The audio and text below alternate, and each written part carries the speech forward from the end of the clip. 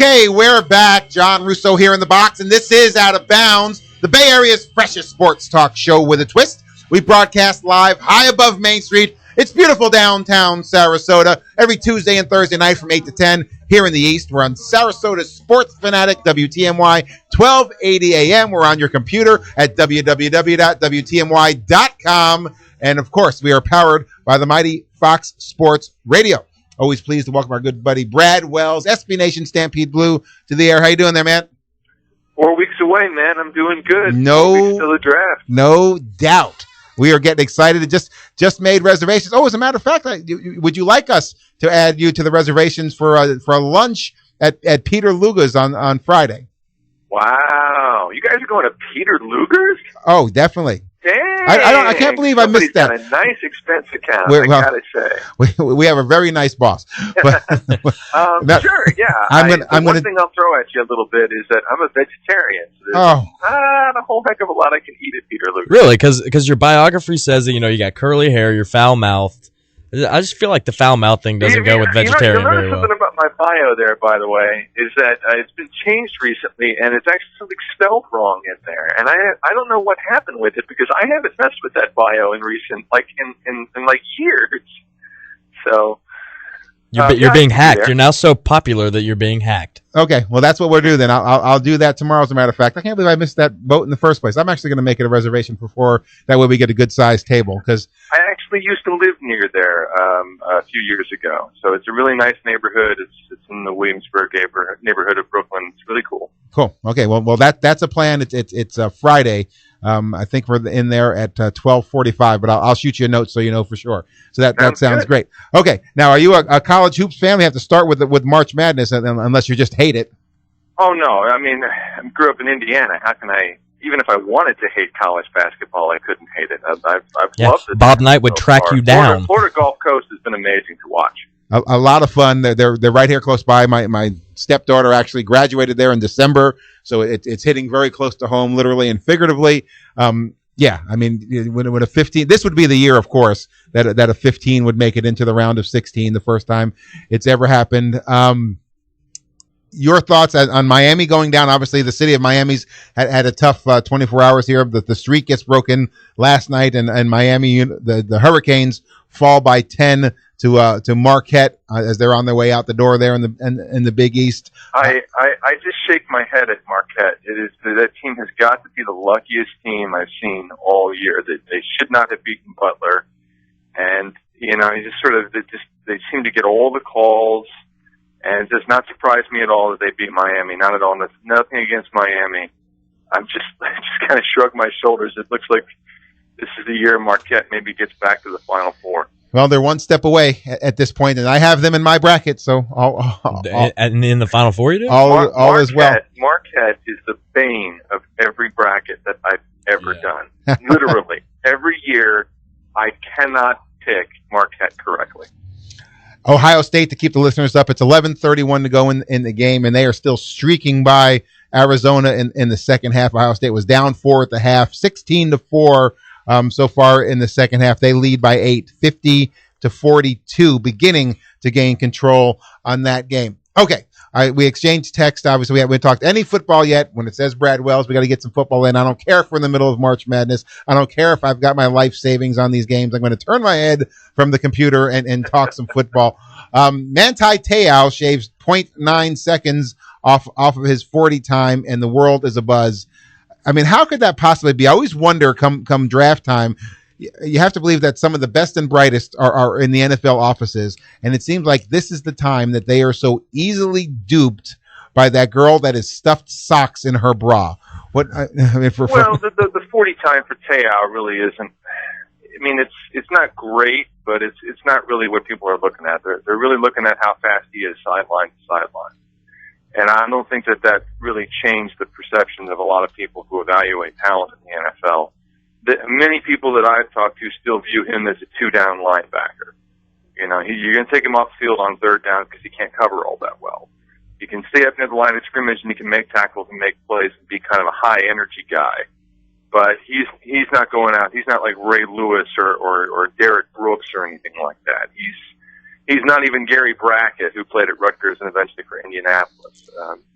This is just a two-down guy, and I don't think he did much to really change that. Well, I knew you would love this, and I thought of you the moment I heard him. Bill Polian was on ESPN speaking about the difference in time, and he said that they had minimum standards to even consider a linebacker, and that you had to be sub 0.75 in the 40 to even be considered. So now he went theoretically in Bill Polian's eyes from being not an option to at least being an option.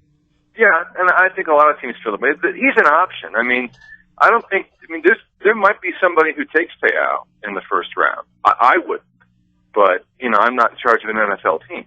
So I just think the issue with Te'o isn't necessarily his physical skills. I mean, we've got years worth of tape to watch. I mean, you want to see how good he is, go watch the tape.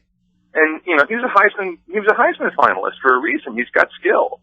I just think that all of the craziness surrounding, the supposed girlfriend or whatever, the fake girlfriend, that's where I just think it gets silly, and that's where I just think, do you really want to bring this into your program? Do you really want to bring this in and all these distractions?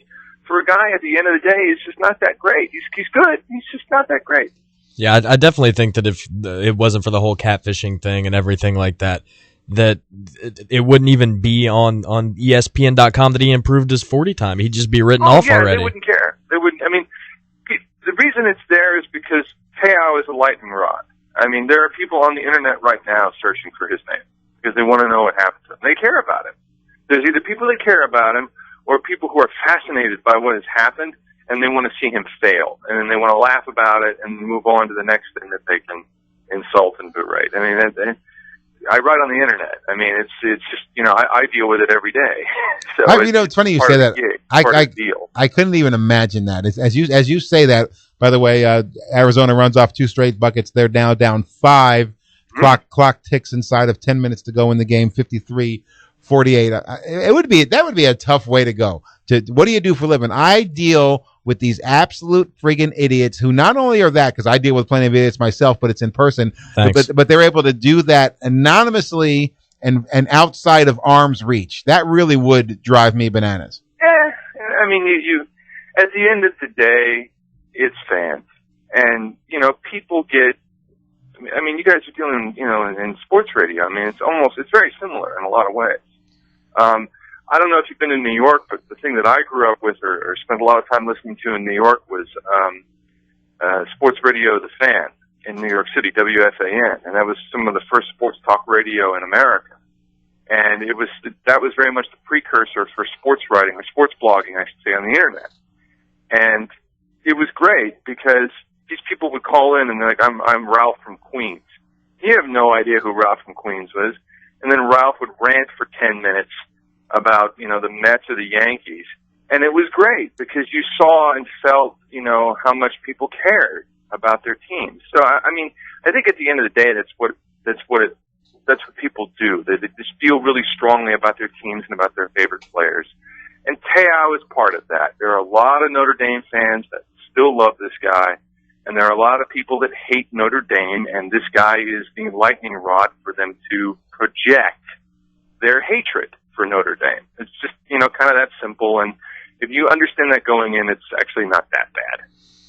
I do get that. I mean, it wasn't exactly my point of just dealing on the internet. Again, the thing I hate about the internet is the ability for people to do so anonymously and not at arm's reach. I mean, about 10 years ago, my business was essentially founded. I shouldn't say founded. It wasn't founded on the internet. It was founded before the internet even existed. But it was so strong. We made our living, best said, in the internet, and I just couldn't stand these guys that would just say things, and I would advertise something on the internet and I'd get some kind of nasty note that the price was too high, but that's not what he was saying. Yeah. You put all this energy into something, and the first thing you get back is something nasty and negative. Yeah, it just killed me. And like I said, it's different if you say it to my face. Than not that I'm a tough guy, but it takes a reasonable degree of courage to say. Walk up to you and say, you stink.